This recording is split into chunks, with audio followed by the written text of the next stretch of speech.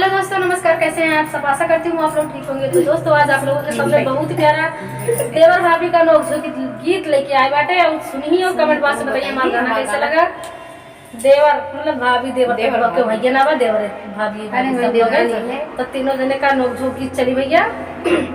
बताओ चाहिए कैसे हमारे लोग का गाना लगा। बहुत ही प्यारा चुटकुला जबरदस्त है। देवरन पे मन लाग बस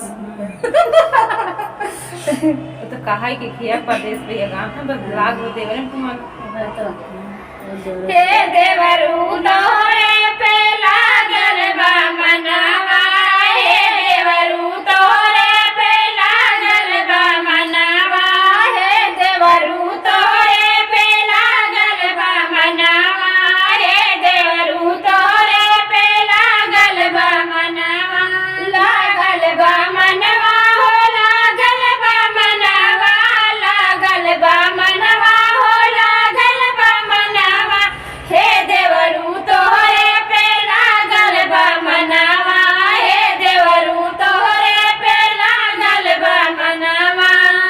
पाँच बारिशवा से पिया परदेसवा, पाँच बारिशवा से पिया परदेसवा, पिया परदेसवा हो पिया परदेसवा, पिया परदेसवा हो पिया परदेसवा, हे देवरू संगवा में जैला जेवनवा, हे देवरू संगवा में जैला जेवनवा, हे देवरू संगवा में जैला जेवनवा, हे देवरू तोहरा पे लागल बा मनवा, हे देवरू तोहरा पे लागल बा मनवा।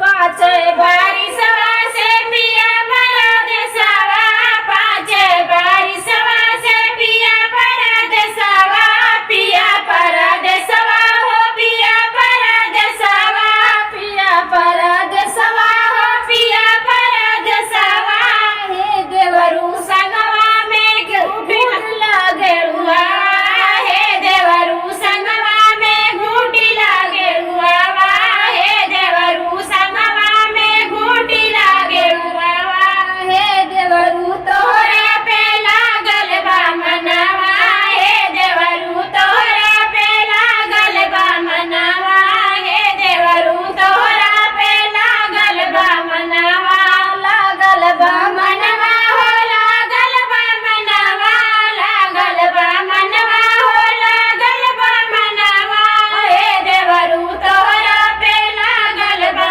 मनवा, हे देवरू तोहरा पे लागल बा मनवा।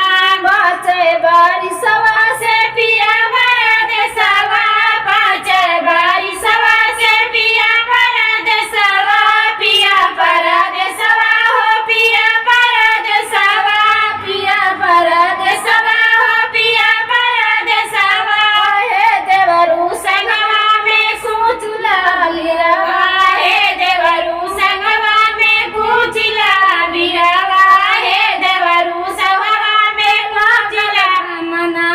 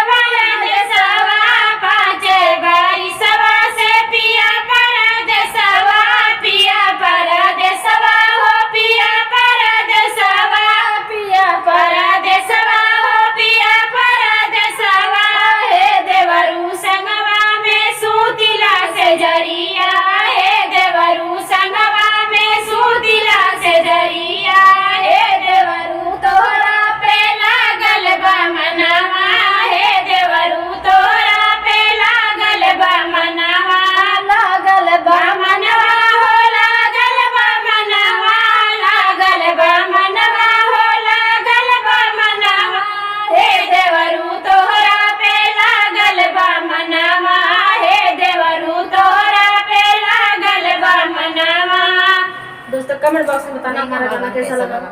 नोक झोंक गीत।